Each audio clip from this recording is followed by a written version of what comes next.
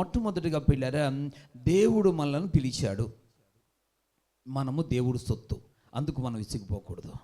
చూడండి 43వ అధ్యాయము మొదటి వచనం. యెహోవా ఇశ్రాయేలు నిన్ను నిర్మించిన వాడు ఈలాగు సెలవిచ్చుచున్నాడు, నేను నిన్ను విమోచించి ఉన్నాను, భయపడకుము. పేరు పెట్టి నిన్ను పిలిచి ఉన్నాను, నీవు నా సొత్తు. దేవునికి స్తోత్రం. హల్లెలూయా. మనం అప్పుడే కాదు, ఇప్పుడే కాదు, ఎప్పటికీ కూడా ఎందుకు విసిగిపోకూడదు అని అంటే, నువ్వు అవునన్నా కాదన్నా నీవు, నేను, మనము దేవుని సొత్తు. స్తోత్రం చెప్దామా? హల్లెలూయా. మనం ఎవరు సొత్తు? దేవుని సొత్తు. దేవుడి మీద విసిగిపోకూడదు. దేవుని చేత పిలవబడిన వారం మనం. భయపడకము, పేరు పెట్టి నిన్ను పిలిచి ఉన్నాను, నీవు నా సొత్తు. కాబట్టి నువ్వు ఎంత మాత్రం కూడా విసిగిపోవడానికి వీల్లేదని దేవుని వాక్యంలో దేవుడు చెప్తా ఉన్నాడు.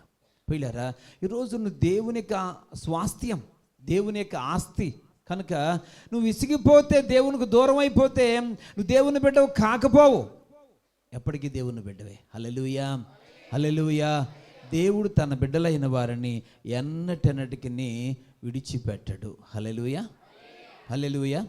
ఒకసారి నువ్వు క్రీస్తు రక్తంతో కడగబడి దేవుని బిడ్డగా ముద్రించబడిన తర్వాత నువ్వు ఎప్పటికీ కూడా దేవుని బిడ్డవే. నువ్వు ఏ విషయంలోనే దిగజారిపోతే దేవుడు నిన్ను ఏదో ఒక రకంగా మరల దారికి తీసుకొని వస్తాడే కానీ దేవుడు ఎంత మాత్రం కూడా నిన్ను చెప్పాలా విడిచిపెట్టాడు. దేవునికి స్తోత్రం. నువ్వు దేవుని సన్నిధిలో బాప్తిసం తీసుకున్నావు, దేవుని చేత ముద్రించబడ్డావు కనుక దేవుడు ఎన్నటెన్నటికి నిన్ను విడిచిపెట్టడు.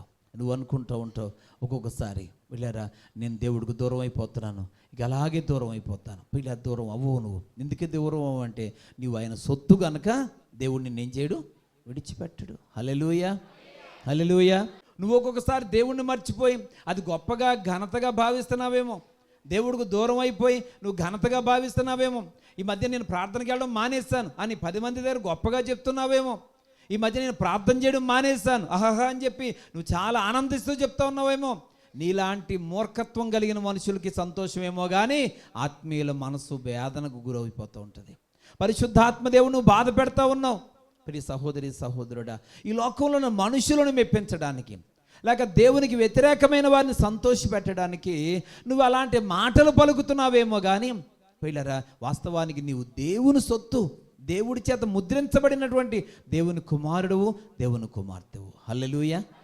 నీ నోట దేవుని స్తుతించే మాట రావాలి, నీ నోట దేవునికి ప్రార్థన రావాలి, దేవుడు గొప్పవాడు అనే సాక్ష్యం నీ నోట రావాలి. అది దేవుని బిడ్డగా నీకు ఉండాల్సిన లక్షణం. అంతేగాని పిల్లరా, దేవుడి సందులో ప్రార్థన చేయడం మానేశాను, గుడికి వెళ్ళడం మానేశాను, ఈ మధ్య నేను ఎదిరించేస్తున్నాను, వాళ్ళని అన్నాను, వీళ్ళని అన్నాను, అలా చేశాను, ఇలా చేశాను, సంఘాన్ని గ్రూపులుగా చేశాను, సంఘాన్ని అలా చేశాను, సంఘాన్ని ఇలా చేశాను, వాళ్ళు ప్రార్థన ముందుకు వెళ్తుంటే వెనక్కి లాగాను, వీళ్ళు ఏదో చేస్తుంటే వెనక్కి లాగాను. ఇది కాదు పిల్లరా దేవుని బిడ్డలకు ఉండాల్సిన లక్షణం. దేవునికి స్తోత్రం.